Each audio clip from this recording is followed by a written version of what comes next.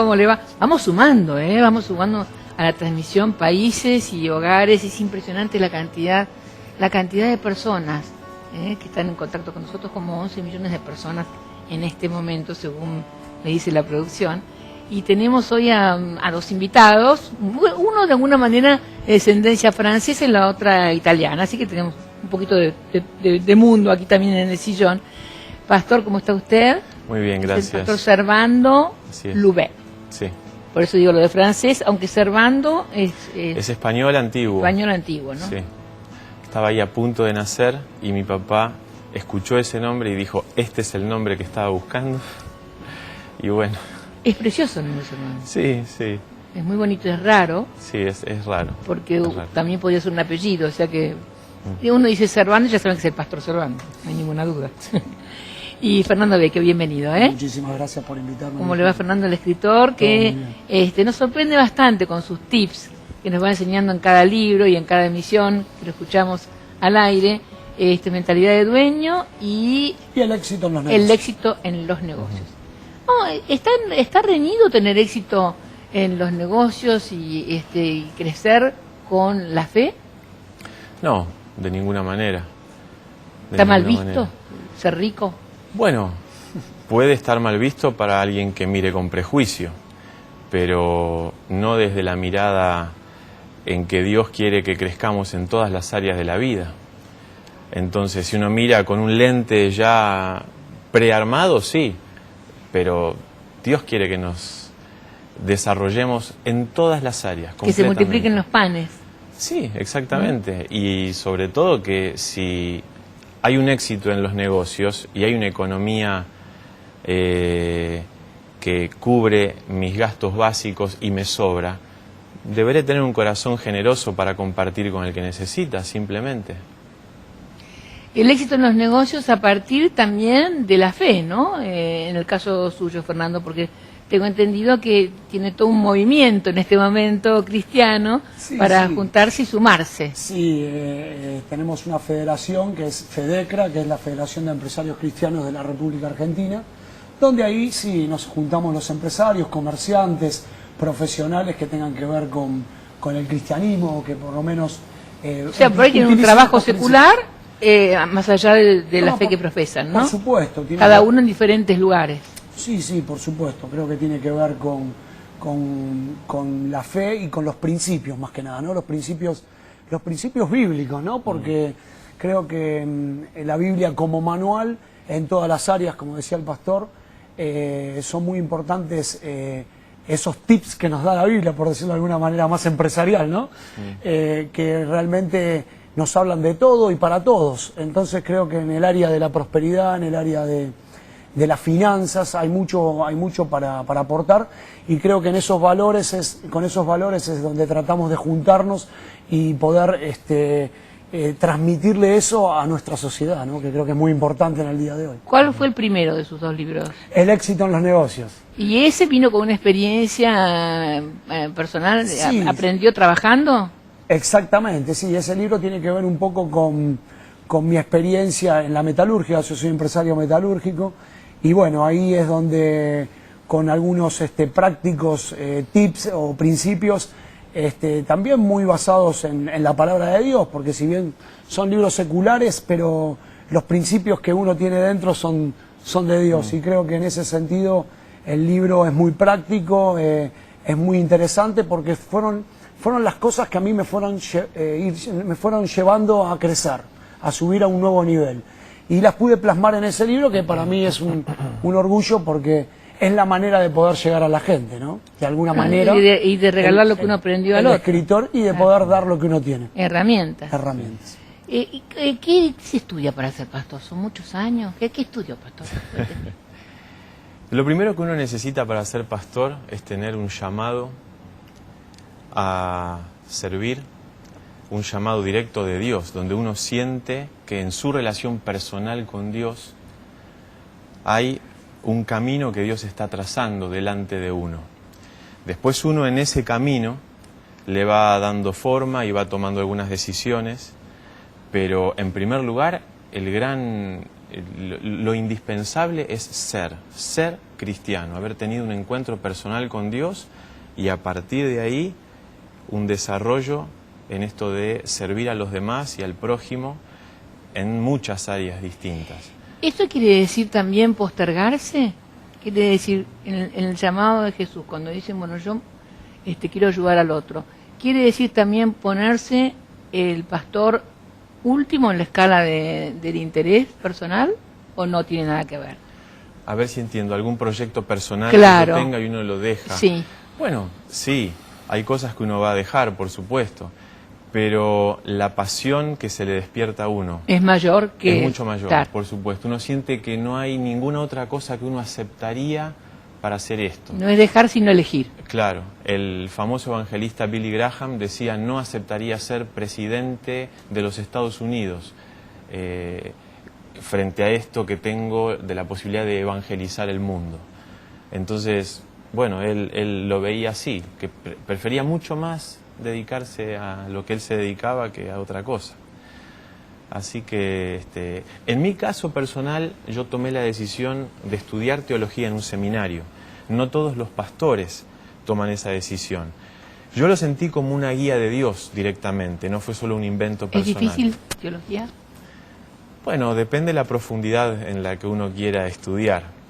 Yo soy licenciado en teología, que es el título... Más difícil. Bueno, no, iba a decir es más fácil, porque me estoy relacionando con algunas personas que han estudiado la teología con tanta profundidad y estudiando directamente los idiomas bíblicos, griego, hebreo. Ah, Entonces, si bien yo tuve acceso a ese tipo de estudios, pero no en la profundidad en que a veces los veo en algunos colegas que sienten como una gran vocación personal el estudio así, palabra por palabra, del es texto bíblico. como un océano la teología, ¿no? Como un mar. Y es muy amplio, Sí. sí, sin duda que es muy amplio. Y además poder interpretar la Biblia es una tarea fácil en un sentido y difícil en otro, porque lo importante no es lo que la Biblia dice, sino lo que la Biblia quiere decir. ¿Qué es lo que aquel escritor que escribió hace 2000 años quiso decir cuando escribió lo que escribió? Claro, porque hay una cosa, un contexto histórico también de tiempos, ¿no es cierto? Claro, y hay muchas metáforas. cosas. Por supuesto, sí, es un libro muy amplio, muy rico, que puede ser, puede enriquecernos en muchas áreas distintas. La Biblia tiene poesía, tiene libros históricos que netamente narran acontecimientos históricos. Ahora, la interpretación de esta palabra de la Biblia, ¿no? ¿Puede llegar a ser diametralmente opuesta entre dos pastores? No. Está más o menos dentro de... ¿Sí? No, diametralmente opuesta Porque no. hubo un sí ahí, ¿no? No, diametralmente opuesta no. Hay diferentes interpretaciones, pero unidad en la diversidad. Ese qué es lindo un concepto gran lema que tenemos entre la gran mayoría de los pastores. Unidad en la diversidad. Estamos unidos en la diversidad de opiniones. Hacemos énfasis en aquellas cosas que nos unen y no en las cosas que nos separan. Nosotros no tenemos una voz infalible como la Iglesia Católica Romana tiene, donde el Papa es la voz definitiva en temas de interpretación y de fe. Nosotros no tenemos una voz infalible. Podemos reunirnos, dialogar, cada uno puede expresar lo que siente con ese texto, lo que interpreta ese texto, y estamos en paz, en hermandad. Bueno, debo decir, lo puedo decir porque soy periodista primero y soy católica. A mí me parece que el evangélico tiene una mirada más humana que el católico. Yo lo puedo decir porque soy católica, así que sin ofender a nadie, pero es la sensación que me da, ¿no? Y aprendí en estos años compartiendo, me mira Torres con ternura, pero compartiendo la vida con mi productor, con Osvaldo Carníbal, con Fernando, con mucha gente que he ido conociendo en este tiempo. Esta unidad en la diversidad, este respeto por acercarme al otro, es muy valioso, es muy misericordioso, ¿no? Sí, es una actitud que uno va aprendiendo desde el momento en que uno entiende que uno no es Dios, uno cree en Dios, pero no es Dios. Y desde el momento en que uno acepta sus propias debilidades y sus falencias. Ahora, si cualquier cosa que yo interpreto de la Biblia se lo asigno automáticamente a la obra del Espíritu Santo, entonces ese es un error, porque el Espíritu Santo me ayuda en mi debilidad humana a interpretar el texto. Pero ¿y si algo se me mezcla y no estoy siendo guiado por el Espíritu? Entonces escucho al otro, el otro me bendice, me enriquece, me hace mucho bien estar en contacto con el otro. Y estar con el otro cristiano, ¿no? Que sería el caso de la entidad que ustedes han conformado, Fernando Vecchio. También es, me parece a mí, una manera de dar testimonio, porque lo primero que hacen cuando se juntan es dar testimonio cada uno de cómo se encontró con Jesús, ¿no? Es para los cristianos el Jesús vivo, ¿no es cierto? Vivo dentro de cada uno de nosotros. Exactamente. Así lo siento yo, ¿no? La Navidad todo el año. Muy lindo eso, la Navidad todo el año. Muy lindo. Me gusta Virginia, sí. No lo había escuchado, pero muy lindo. Bueno, señor Torres. ¿Ah, sí? Sí, y es verdad. Porque a veces, dígame qué diferencia hay entre, ¿qué quiere decir secular? Es interesante, porque hablamos mucho lo secular o no secular. ¿Qué es secular? Bueno, secular, no sé si dejarlo a Fernando que explique eso, tal vez él lo puede explicar mejor. Yo diría simplemente que es una palabra que se usa para explicar algo que no pertenece al ambiente propiamente evangélico o eclesiológico. Perfecto. Hay personas que están en contra de esa palabra porque llegan a expresar que todo es cristiano en la vida de un cristiano. Claro. No hay un mundo secular y un mundo espiritual. Mi trabajo fuera de la comunidad de fe, estoy en una oficina donde hay 10 personas que no creen en Jesús. Yo soy el único que creo en Jesús, estoy sirviendo a Dios ahí adentro. Claro, creo que la palabra hace un poco, no es la palabra división, ¿no? Pero sí es una palabra que encuentra la diferenciación entre el cristiano y el no cristiano. O sea, o por lo menos los principios, ¿no es cierto? Porque, por ejemplo, cuando yo escribí estos libros, la editorial misma, sabiendo que yo era cristiano, me dijeron, pero ¿no son cristianos los libros? Entonces, ¿son seculares? Entonces, bueno, a partir de ahí conocí esa palabra, en realidad, ¿no? Porque entonces dije, secular, cristiano. Es como vos decís, me parece que si somos cristianos, el libro es cristiano, porque está escrito con esos principios. Lo que no hace el libro es hablar de Dios o hablar de Cristo directamente. Pero sí creo que nosotros vivimos en un mundo unido donde todos tenemos a Dios, por lo menos es lo que a mí uno cree en eso, lo que uno cree, ¿no? Más allá de tu religión, más allá de tu creencia, creo que todos tenemos a Dios. El problema es que muchos no lo han descubierto. Entonces creo que al no descubrirlo, a esos por ahí los llamamos secular. Pero creo que en la unidad está el cristianismo y, como bien vos decías, en la diversidad de opiniones, pero todos hacia un mismo fin, hacia una misma meta, ¿no? Pastor Servando, ¿cómo conoció a Jesús? Viajé a la ciudad de Miramar hace 23 años y mi primo Fernando estaba yendo a una iglesia desde hacía un tiempo. Él vivía aquí en la capital, pero por temas de drogas y de delincuencia, un pastor se los llevó a vivir con él, junto con 3 o 4 chicos más del barrio, y se ocupó de él y lo sacó adelante. Mi primo tuvo una experiencia personal con Jesucristo. Cuando me vio que yo lo fui a visitar a Miramar, me predicó, me habló del amor de Jesús. Creí plenamente en que Jesús me amaba, que había muerto por mí en la cruz, que había pagado por mis pecados. Y me ayudó a orar, le pedí perdón a Dios por haber vivido tiempo sin Él, prescindiendo de Él. Acepté a Jesucristo como mi Señor y Salvador en ese momento, ese verano, a los 17 años. Y recuerdo que entré a el templo evangélico donde él iba, un lugar donde se congregaban 20 personas, un lugar de madera, una cabaña, un lugar muy pobre en las afueras de la ciudad de Miramar. había solo una guitarra acústica y yo sentí algo muy fuerte en el pecho, algo que me faltaba a Dios. Sentí ganas de llorar, no podía parar las ganas de llorar, y las lágrimas empezaron a brotar.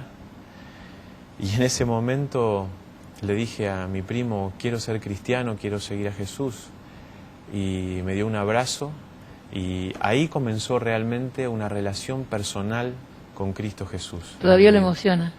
Sí.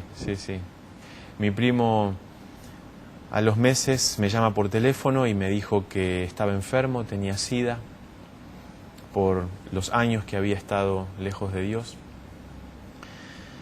Y pasaron un par de meses más, me dijo, estoy en Buenos Aires, me fui de Miramar, vení a verme. Me esperó en su casa y fui a visitarlo y esa fue la última vez que lo vi, porque partió con el Señor por su enfermedad. Y a veces lo extraño mucho, las Navidades, las fiestas de familia, los cumpleaños, pero lo voy a volver a ver. ¿Cuánto que le dejó? Muchísimo, ¿no? Sí. Además, lo que le agradezco es que él me habló de un mensaje cristocéntrico. Cuando él me vio, lo primero que hizo fue decirme, Cristo cambia la vida, Cristo cambia el corazón, cambia el presente, cambia el futuro y llena y sana heridas del interior. Y creí, y Dios empezó a trabajar en mi vida, hasta que 10 años después tuve yo mismo un llamado al ministerio pastoral. ¿Y ese día cómo fue? El día del llamado, sí. Fue un proceso que duró medio año, más o menos, en donde lentamente empecé a sentir que mi vida ya tenía que ser dedicada completamente al servicio hacia otras personas y al servicio a la comunidad de la fe. Empecé a no sentir como perdido el tiempo dedicado al servicio de otras personas, sobre todo el día completo dedicado a otras personas, no un par de horas a la semana. Podía estar el día entero dedicado a personas, a situaciones de la iglesia y estar plenamente feliz y realizado. Hasta que en un campamento, ahí fuimos 5 jóvenes del grupo que se reunía en la iglesia, que tuvimos un llamado a la tarea pastoral.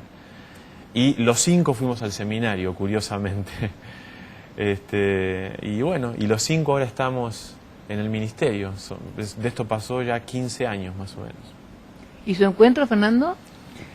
Bueno, lo mío también tiene una historia detrás que tiene que ver mucho con una enfermedad que le encontraron a mi mujer, que era un cáncer en el pecho, y ella empezó a congregarse, si bien ella ya se congregaba de chiquita con sus padres, ¿no? En una iglesia más chica. Ella, yo la acompañé porque, bueno, en su necesidad también de sentir ese apoyo interior que no hay mejor que el de Dios, ¿no? Yo la acompañé, estuve con ella, siempre estuve a su lado, y fue ahí donde yo me empecé a enganchar un poco más, ¿no? en su propia fe. Si bien yo siempre fui también como vos, Virginia, católico, desde que uno nace y tus padres te bautizan y dicen vos sos de tal religión, ¿no? Realmente la experiencia de un encuentro con Dios más firme, más íntima, la tuve ya en los años donde empecé a acompañar a mi señora. Y fue aproximadamente hace unos 8 o 9 años de esto que sucedió. Y bueno, fue ahí donde Dios hizo el milagro en mi señora, ¿no? Porque realmente es un testimonio muy, muy grande, muy lindo, muy importante, que bueno, en alguna otra oportunidad lo voy a contar con más detalle. Pero, ahora contar. ¿Sí? Sí. Bueno. Ahora justo estaba esperando la frutilla del postre. Claro, hay muchos ingredientes, ¿no? en este camino de su enfermedad, pero si hay algo que rescatar, si hay algo que llamó, lo que más llama la atención, bueno, en principio es su sanidad total, porque hoy le hacen los estudios y está sana totalmente, cuando en su momento los médicos habían dicho que estaba bastante complicado. en su operación le sacaron el pecho, le sacaron los ganglios y le daban las quimioterapias más fuertes que habían sobre la tierra. Se quedó pelada, bueno, sufrió todas las cosas que uno sufre cuando está con esos tratamientos tan fuertes. Hizo radioterapia, hizo todo lo habido y por haber, ¿no es cierto? Pero lo más lindo de todo, creo yo, y que rescato, es que cuando ella se sentaba en ese sillón, en el hospital alemán de quimioterapia, ella le hablaba de Dios a los que tenía al lado, ¿no es cierto? Y con su fe tan fuerte, que eso es lo que a uno lo hace creer también, ¿no? La fe de los demás, el testimonio de los demás. Evangelizaba a su alrededor. Y no solo evangelizaba a los que tenía al lado, sino también que ella siempre oraba por el sillón en el que se sentaba, ¿no? Y decía, la persona que se va a sentar en este sillón la va a pasar tan bien como la estoy pasando yo. Y ella dejaba en ese sillón algo espiritual muy grande. Mirá que yo estuve también en el hospital alemán, a ver todavía si me senté en el mismo sillón. Seguramente que sí. Porque yo la pasé muy bien y salí bien cuando podía haber salido... ¿Y por qué no? mal. Es muy probable porque creo que, como dice la palabra, no, la fe mueve montañas, y cuando uno cree realmente las cosas suceden. La cuestión es que en ese momento había un remedio que se estaba dando, una dosis de quimioterapia muy muy fuerte, una de las más fuertes, porque ella era jovencita, tenía 37 años Claro. en aquel momento. Y que en ese momento hubo un encuentro, ¿cómo es que se le llama cuando hay una comisión de los médicos? Un seminario, ¿no es cierto? Donde los médicos se encontraron para discutir sobre esa... Como una interconsulta. Sí, una interconsulta mundial. Y fue en ese preciso instante donde hubo un cambio, donde después se bajó a todos los hospitales, en el momento en el que se lo estaban dando a ella, que en vez de hacerlo, no me acuerdo si era cada 2 días o cada 3 cambiaron días, la manera de cambió la manera de administrarlo. Mirá administrarlo vos. cada 7 días. Y en algunos casos cada 10 días, pero no cada 2 o 3 días. Y así fue como... Y fue en el momento en el cual ella estuvo orando de eso. Así que Pero para mira. nosotros hay muchos testimonios en el medio, Sí, ¿no? sí, sí.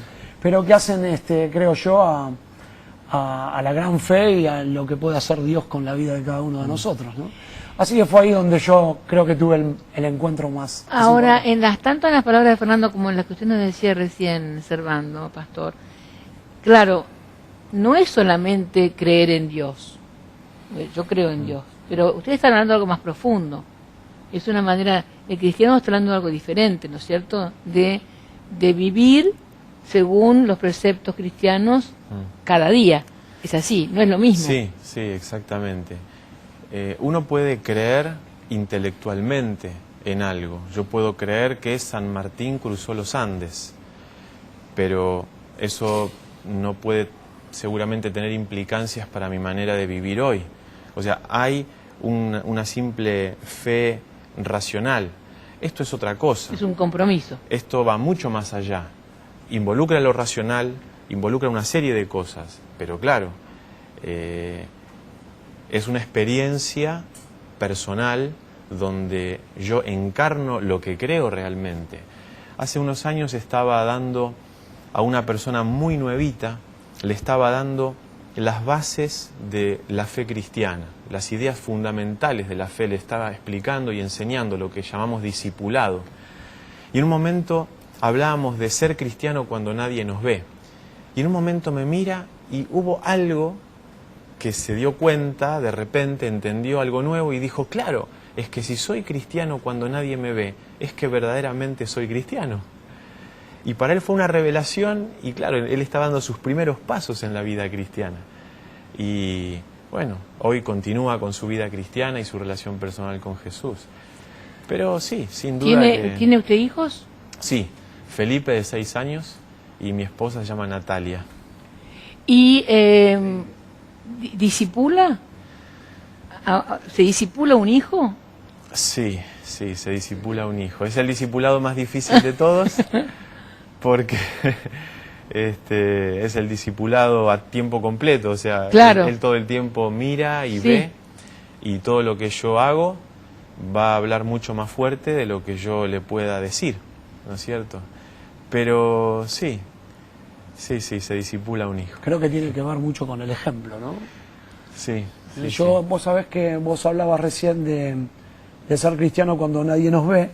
Y hay un capítulo de mi último libro, Mentalidad de Dueño, que dice que dueño es ser dueño, o sea, es hacer las cosas bien cuando nadie nos está mirando. Es un poco lo mismo, ¿no? Sí.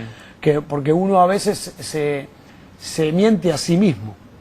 Entonces creo que mentalidad de dueño justamente tiene que ver con eso, con ser dueño donde uno esté, hacer las cosas bien donde uno esté y justamente cuando nadie nos está mirando.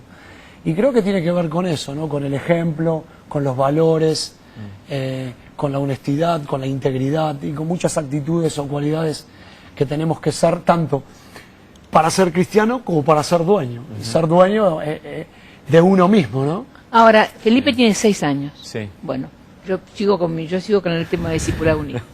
Es decir, recién nos decía usted cuando estaba discipulando a una persona, Sí. Ella le apareció a ella la imagen esta de que se daba cuenta por qué tenía que ser como si la miraran cuando no la estaban mirando, ¿no? Portarse bien. Bueno, a un hijo de 6 años, le digo, si usted lo está discipulando, ¿desde cuándo? ¿Cuándo, además del ejemplo, entra el texto bueno, ¿qué quiere decir ser cristiano? ¿A qué Sí. edad de un chico empieza eso?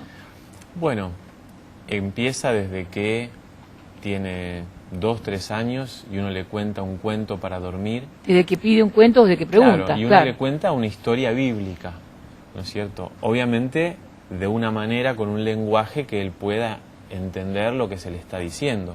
Además hay libros, hay literatura muy linda donde hay figuras, hay figuritas que el niño va pasando y va viendo y te dice léeme acá, y entonces uno le lee y bueno, hay para diferentes edades, literatura y ¿Y material. me puede contar una historia bíblica chiquita ahora? Una historia Como si bíblica. todos fuéramos Felipe. Como si Virginia fuera una nena. Sí, como si todos fuéramos Felipe. No, porque sí, me gustaría, para que todos tengamos algo para contar, cuando nuestros hijos nos piden una historia, ¿no? Sí. Bueno, sí, el otro día con Felipe hablábamos de una historia, la historia de Caín y de Abel, en donde tanto Caín como Abel se acercan a Dios con un regalo para Dios, una ofrenda para Dios.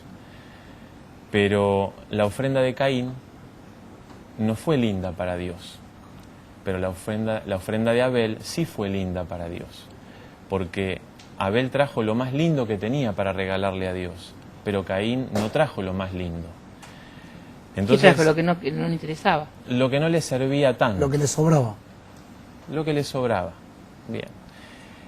Y entonces, lo que hablábamos con mi hijo Felipe es cómo se enojó Caín con Abel y lo lastimó y lo mató.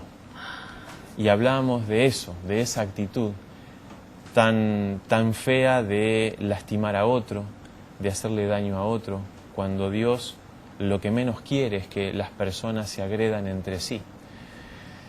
Y después que la historia terminó, se durmió. La verdad no sé cuándo se durmió, porque no lo estaba mirando a él yo, pero el otro día me preguntó muchas cosas sobre eso que habíamos hablado. Especialmente ¿Qué esto. preguntó? Y esto de hacerle daño a otro, cuando el otro hace algo que a mí no me gusta o cuando... Lo prefieren, Sí, sí. cuando lo prefieren a otro. Claro, claro. Cuando- Varias preguntas le generó este tema de que una persona se enoje contra otra y lastime a otra. Y fue muy importante para él, porque, bueno, los valores cristianos van entrando poco a poco Claro. en su corazoncito, ¿no? Aparte creo que es muy importante ya desde chiquito que poder hablarle de Dios, porque justamente el niño a partir de los 3, 4, 5, 6 años es donde más las cosas le quedan, ¿no? Para el resto de su vida. Es como que ahí aprende una parte muy importante para después manejarse en el resto de su vida. Sí. Y creo que si se le puede hablar de Dios a los chicos desde chiquito, es muy interesante para cuando sean grandes, ¿no? ¿Cuántos años tienen de casados? 10. ¿10, pastor? Yo 23, bastante 23. En esta le ganaste al pastor. más. ahí le gané. No se trata de competir, se trata Tal de cual. tirar No, todos pero para ya un mismo que lado. estamos... Bueno, muchísimas gracias, Pastor Servando, Por favor. muchísimas gracias. Gracias a vos, Virginia, por invitarme. Soy un privilegiado en haber compartido este tiempo con vos. Muchas gracias. O al revés, para nosotros para mí es estar todo el tiempo descubriendo herramientas, más herramientas para servirle a Dios. Es un regalazo para mí, así que muchas gracias. Y gracias, Fernando. No, también para mí un honor. Muchísimas gracias. Un compañero de camino que seguramente nos faltarán muchas cosas por transitar, pero bueno. Por supuesto, hay que seguir. Sí, yo soy una persona de los medios y bueno, y acá estamos, tratando de sumar hogares, no solamente en la transmisión, sino sumar hogares en los valores y en la comunicación plena. Gracias. Gracias.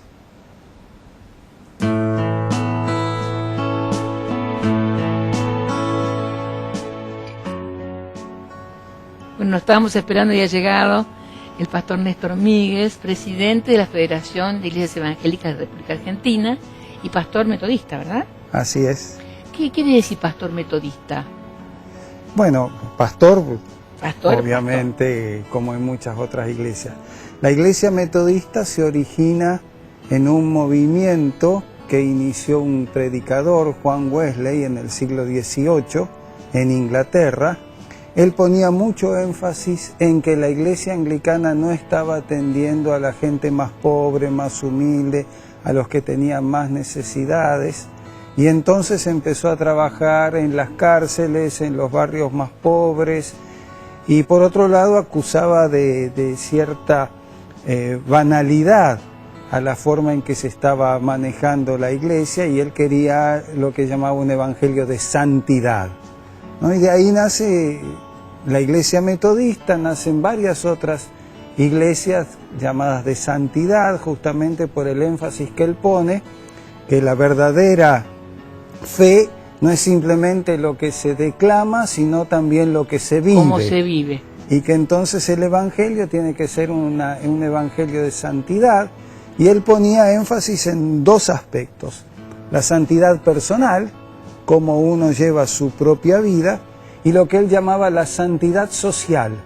cómo uno participa en la vida de la sociedad ayudando a los más desprotegidos, a los más pobres, a los necesitados, a los que caen bajo las adicciones, los vicios, como se decía en aquel tiempo, ¿no es cierto? Entonces fue formando grupos que, por ser muy metódicos, muy estrictos, muy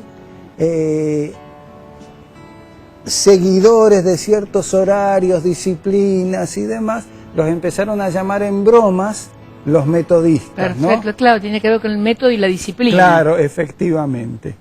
Y a partir de ahí, lo que otros lo decían en broma o en burla, él lo tomó y empezó a hablar de que tenía sociedades metodistas, ¿no? En el sentido de disciplinadas, organizadas, con un trabajo social muy desarrollado. Lindo, en su momento, ¿no? Es precioso, es valioso. Ahí quedó el origen de nuestro movimiento. Y Mandela profesaba, ¿no es cierto? Nelson Mandela justamente fue un miembro significativo de la iglesia metodista, estudió en los colegios que nuestra iglesia tenía en Sudáfrica, que fueron los primeros colegios en Sudáfrica que admitieron mujeres y que admitieron población negra. Por eso Nelson Mandela pudo estudiar, finalmente recibirse de abogado, porque los colegios de la iglesia metodista no aceptaron la discriminación racial y dieron lugar también para la educación de la población nativa africana. Ahora que repasamos toda su vida, ¿no es cierto?, cuando falleció, qué tristemente cercana es esa historia, ¿no? Parece mentira que tan cerca en el tiempo. Yo recuerdo porque estuve en Sudáfrica cuando yo era joven y me tocó, me fui, estuve 2 días porque no podía soportar porque te hacían ir por otra vereda diferente. Efectivamente. Y era tan doloroso que no podías permanecer ahí. Claro. Y en ese tiempo Mandela estaba preso, justamente por defender la igualdad de las razas. Y cuando salió del presidio, qué manera de perdonar, ¿no es cierto? Sí, es muy importante todo ese movimiento que tiene a Mandela como uno de sus estandartes, pero que no es el único, ¿no? Claro. El obispo anglicano Desmond Tutu fue justamente otra de las personas, y por eso Mandela, cuando lo asumió como presidente, lo nombró como el encargado de la Comisión de Reconciliación y Paz, que justamente su objetivo era tratar de desarmar los mecanismos de odio y de acusaciones que se habían formado en los tantos años de segregación. ¿Usted visitó la celda de Mandela? Tuve la oportunidad de ir a Sudáfrica, invitado por una universidad evangélica de allá a dar un curso, y bueno, mientras estaba allá me invitaron a visitar distintos lugares, entre ellos la isla de Robben Island, que era la prisión, y la celda realmente es impresionante.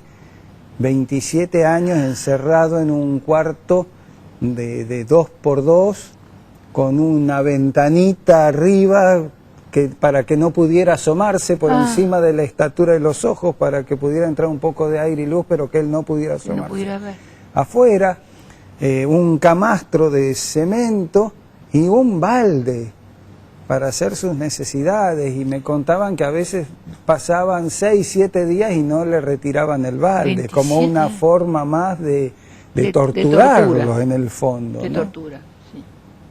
Bueno, y además yo he leído, ahora lo he recordado también al leerlo, que por ser negro, la correspondencia no era la misma que tenían los presos blancos, y también las visitas posibles, ¿no? Creo que tenían cada 6 meses tenía una visita. Sí, tenía visitas muy espaciadas, y los únicos que estaban autorizados a visitarlo eran los familiares directos o el pastor de la iglesia metodista. Por eso, a pesar de estos 27 años en prisión, él mantuvo su fe, mantuvo su oración, y estas visitas que cada tanto le hacía el pastor de la iglesia, que obviamente en los 27 años no fue siempre el mismo, fue algo que lo ayudaba a sostenerse vital. Porque el mismo sí que era él. Claro, justamente. El mismo sí que era él. Bueno, hablamos de estados, de estadistas, y hablamos también de cierta discriminación posible, enfrentamiento dentro de un mismo país, ¿no? Yo sé que usted estuvo reunido, porque la primera vez que lo estuvo yo con la presidenta Cristina de Kirchner, hemos hablado por radio, ¿no es cierto? Así es. Y ahora hubo una segunda oportunidad en que estuvieron con Cristina. ¿Nos podría contar un poquitito la invitación que les hizo Cristina, por qué fue y cómo se desarrolló la reunión? ¿Cómo no? Para mí fue una sorpresa. Yo llegué a mi oficina, como todos los días, todos los días no, porque hay días que no voy, tengo otras cosas que hacer, pero todos los días que voy llego temprano, así ya puedo ocupar la computadora antes que llegue la secretaria y demás. Y cuando llegó la secretaria, le digo, mira, me voy a la cocina a calentar un poco de agua para el mate. Y me fui. Y cuando estaba haciendo eso, me llama y me dice, Pastor Néstor, dice, lo llaman de la Secretaría de Culto. Bueno, voy, atiendo el teléfono, me habla la secretaria del embajador Oliveri, que es el secretario de Culto, y me dice, Pastor, sí, lo llamo porque la Presidencia de la Nación lo convoca hoy para Olivos a las 19 horas. ¿Cómo? Yo creí que era una broma al principio, porque nosotros no habíamos pedido audiencia ni nada. No como la otra vez. Claro, la vez pasada había un pedido de audiencia que habíamos hecho. No, y entonces pregunto, ¿de qué se trata? ¿Qué es? Y me dice, mire, es un saludo, la presidenta quiere hacer un saludo de fin de año con ustedes, quiere verlos. Como está recibiendo a la Conferencia Episcopal Católico Romana, también quiere recibir a los evangélicos. Lo cual es un gesto muy significativo en un país donde la religión ha prevalecido romana, la claro, incluso tiene rango constitucional, ¿no es cierto? Cuando no debiera. Porque es libertad de culto, bueno, lo dice nuestra Constitución, ¿no? La libertad de culto. Por eso fue parte de la discusión después. O no de la discusión, pero de la conversación, por lo menos. De la confrontación de ideas. Sí. aunque no es confrontación, porque ella está convencida Ah. de que tarde o temprano hay que separar iglesia y Estado. Lo que pasa es que ella misma nos dijo, esto está en la Constitución, y yo juré hacer cumplir Sobre la ella. Constitución. Sí. Mientras esté Sobre en la ella. Constitución tengo que respetar esto.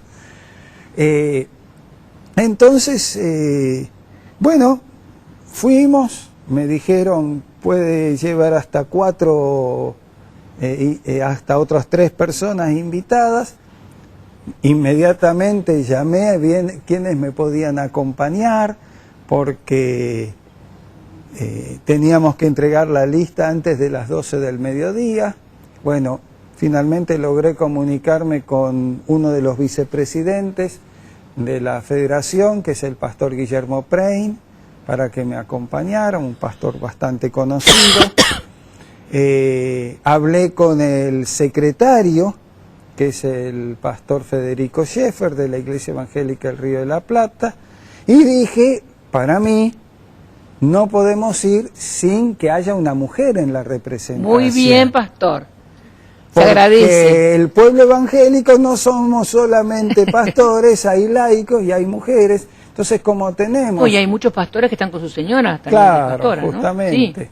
Sí. Como tenemos en la junta directiva una mujer que es laico, que es representante de una de las iglesias, de la Iglesia Cristiana Bíblica, dije, invitémosla también a ella, de manera que fuimos, Una fiesta. nos recibieron y fue muy interesante porque después que llegamos nosotros, inmediatamente a los pocos minutos, llegaron algunos ministros, de los ministros más importantes. Yo dije, chao, se nos aguó la fiesta acá, hubo algún lío y va a recibir a los ministros y nos va a decir, lo lamento. Nada de eso. Vimos salir a los representantes del episcopado católico, incluso muy amablemente nos saludamos. Yo a alguno de ellos ya lo conocía de algún evento anterior. Y me dijo el edecán, enseguida los va a recibir la presidenta, y efectivamente, medio minuto después vino la presidenta a donde estábamos nosotros, y ahí Capitanich y los otros se quedaron a un costado esperando. Obviamente nos saludaron también. ¿Cómo la vio a ella antes que me cuente? Porque usted la había visto antes de estar enferma, Sí, ¿no? sí. Y estuvo bastante enferma. Estuvo, sí, hubo operaciones Sí. y demás. ¿Cómo Justo la vio? al día anterior había estado con esos análisis médicos Ajá. que le hicieron. Yo tengo que decir que por lo menos lo que puedo apreciar el ojo de alguien que no es experto, yo no soy médico, la vi muy bien. Mucho mejor que lo que la había visto ¿La otra vez? en enero. Ah, Porque en enero se la notaba agotada, muy cansada, con mucho estrés, ¿no? Pero tal vez Se una la cosa notaba temporal. con las ojeras marcadas del cansancio. Recordemos que en esa época estaba todo el problema de la fragata retenida, de una serie de problemas, de la enfermedad de Chávez, que efectivamente la afectó mucho. Un mes antes había muerto su suegra. Se ve que estaba Y era un tanto momento emocional vulnerable, como laboralmente muy cargada, con todo activa, vital, muy... Y ahora, en muy cambio, la despierta. vio Ahora la vi plena. mucho más distendida, el rostro mucho más, ¿cómo podríamos decir?, plácido, ¿no? Con gran humor.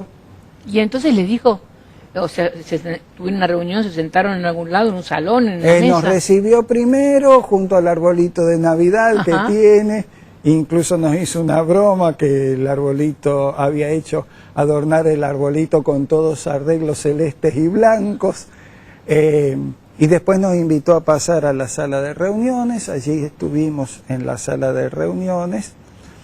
Y la primera observación que me hizo es que había leído el documento que sacó la Federación con respecto al tema de los alzamientos policiales en distintas provincias, y se ve que lo había leído detallada y cuidadosamente, porque me hizo 2 o 3 comentarios positivos acerca del documento que nosotros habíamos sacado diciendo me gusta la gente que habla con claridad, me gusta la gente que dice que llama las cosas por su nombre, el documento de ustedes es muy preciso, hizo referencia a los otros documentos de las otras instituciones religiosas que se habían pronunciado. Bueno, ahí yo lo primero que le dije fue justamente la pregunta tuya, ¿no? Le dije, bueno, me alegro de verla bien. Y sí. Me alegro de los resultados. Nuestras iglesias hemos estado orando por su salud. Digo, más allá de que algunos están de acuerdo con usted políticamente, otros no, pero el mandato que tenemos nosotros en la Escritura es orar por vuestros gobernantes. Sí. Y más cuando alguien está pasando una situación delicada de salud. Ella me dijo, agradezco mucho, después hicimos comentarios. Le hice también algunos comentarios sobre algunos episodios que a mí y a toda nuestra federación y a otras iglesias evangélicas le preocupa mucho, que son en algunas provincias ha habido situaciones de atentados o limitaciones a la libertad religiosa. Nuestra iglesia metodista sufrió 2 atentados importantes, uno en la ciudad de Rosario, otro en nuestro templo de la calle Corrientes, hace un mes que salió en varios medios.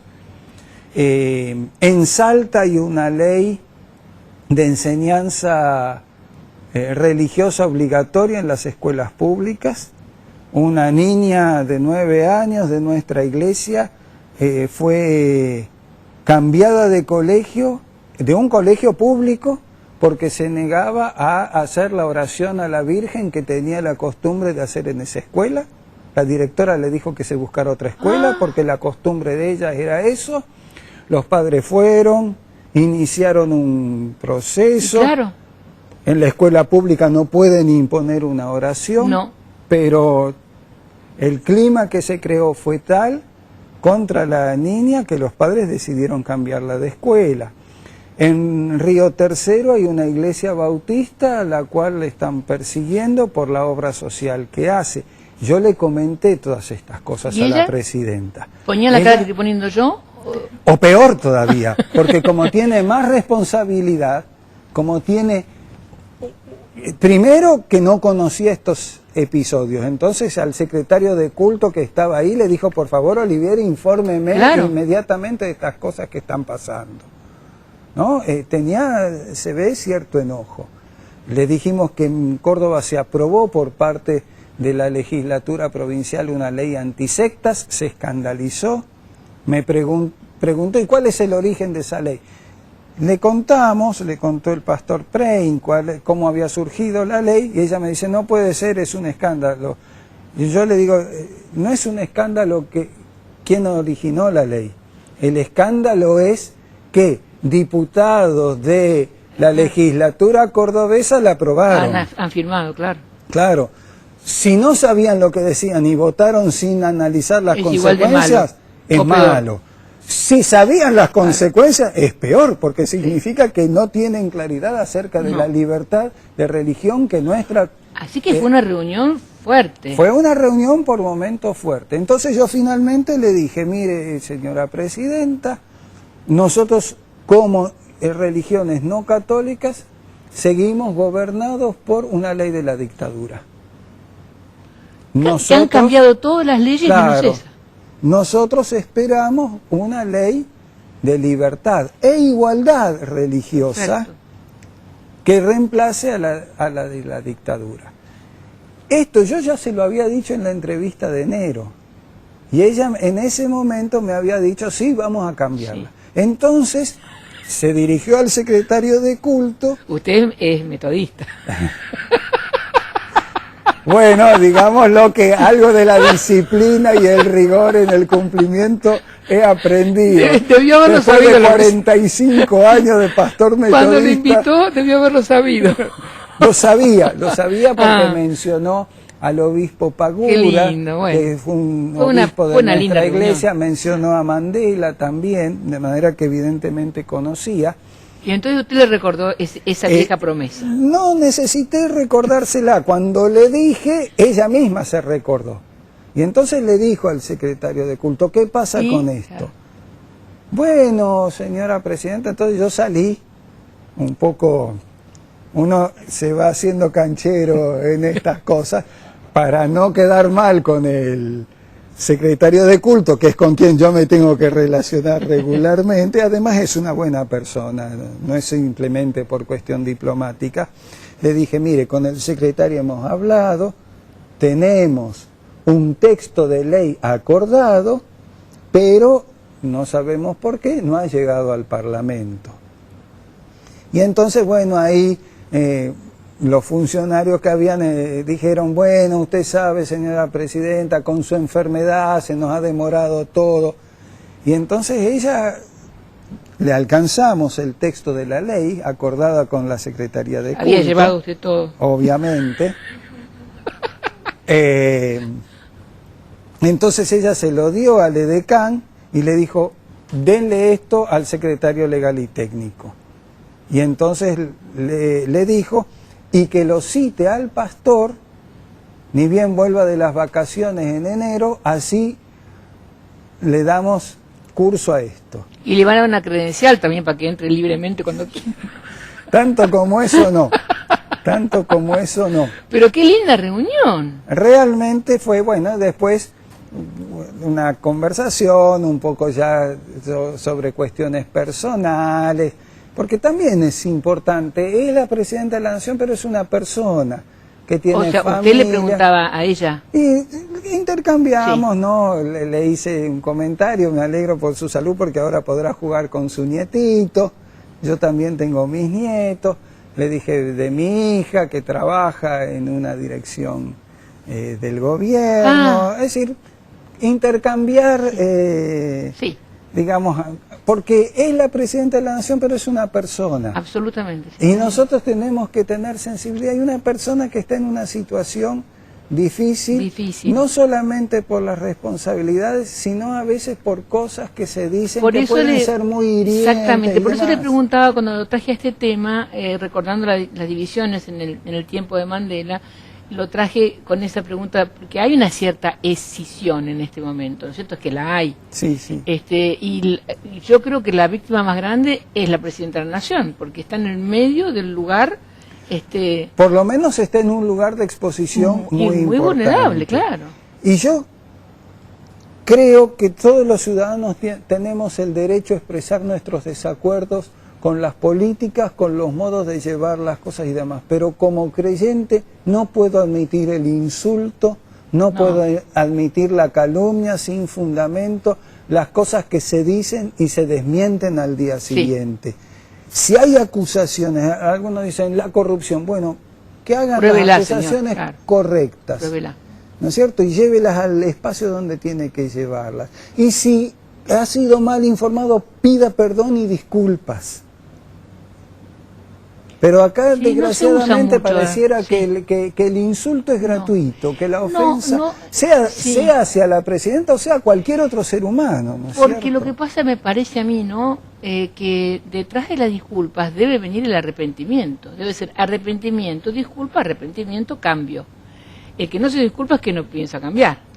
Sí, pero además incluso yo digo, yo no pido que cambien de opinión política. No, pero que la se manera, dirijan a las personas respeto. con el debido respeto y con la debida verdad, ¿no es cierto? Y no crear, desgraciadamente el mundo de la política tiene estas cosas, ¿no es cierto? Pero alguna vez tenemos que crecer como país.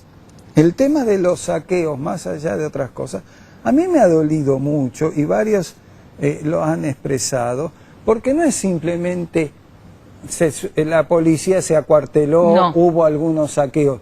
Hubo vecinos que atacaron al vecino. Sí. Entonces hay una cuestión cultural, hay una cuestión de valores, hay una cuestión de fe, hay una cuestión de respeto a la dignidad de todos, que desgraciadamente entró en este clima de todo vale, la agresión no tiene consecuencias. Desgraciadamente pareciera que entramos en un camino así. La fe, la esperanza, el evangelio nos hablan de otra cosa, nos hablan del respeto por todas las personas, especialmente no del poderoso, sino especialmente del más humilde. Y esto uno lo ve, el prejuicio social, la violencia que se da, porque la violencia, perdón si hablo un poquito de más, pero No. yo creo que la violencia verbal que se emite en algunos programas de televisión, incluso con el insulto, con la provocación y demás, ¿a qué lleva? A decir, bueno, está autorizado. ¿Cuál es el siguiente paso? La agresión física, porque ya la agresión verbal ya está agotada. De allí nació esta idea de hacer la otra TV, ¿no? Claro. Este sería un pedacito, habrá otros más, ojalá. Pero digo, es la idea de no institucionalizar lo malo, porque si no, si vos pones como normal devastar al otro, destruirlo, tratarlo mal, pones en programas de televisión que pasan la promoción en horario aún de protección al menor, pones como se verbalizan cosas horribles entre padres, madres y familias, cómo la gente habla un idioma que la verdad no es el idioma corriente, el argentino no habla así en la casa, no sucede eso que muestran, pero van haciendo creer un montón de generaciones que es así. Bueno, no sucede lo que muestran, pero como lo muestran, termina siendo, exactamente. Yo te cuento una parábola, perdón el tuteo, te cuento una parábola de mi nieta, sobre una parábola. Mi nieta tiene 5 años y en la escuela bíblica le hablaron de la parábola de la oveja perdida. Y ella, al terminar, dijo, no es la parábola de la oveja perdida, está mal el título, es la parábola de la oveja encontrada. Y yo creo que hace toda una diferencia si nosotros ponemos el énfasis en lo que está perdido o ponemos el énfasis en lo que queremos encontrar. Si ponemos el énfasis en que alguien se descarrió o si ponemos el énfasis en el Jesús que viene a buscarle y ofrecerle una nueva oportunidad de vida. El Evangelio siempre es una afirmación positiva, es buena noticia, es palabra de vida. Y eso es lo que queremos transmitir a nuestro país. Ay, qué lindo cierre, muchísimas gracias. Gracias, Pastor Néstor Míguez. Y bueno, y es un cierre para mucha gente, porque sabe que vamos a muchos países. Vamos por este canal iluminando muchos países y toda la República Argentina por canales abiertos, o sea, directamente lo ponen, lo ven a usted diciendo esto que acaba de decir, que es la parábola de la oveja encontrada. Preciosa. Gracias, Pastor. Gracias a ustedes por la invitación.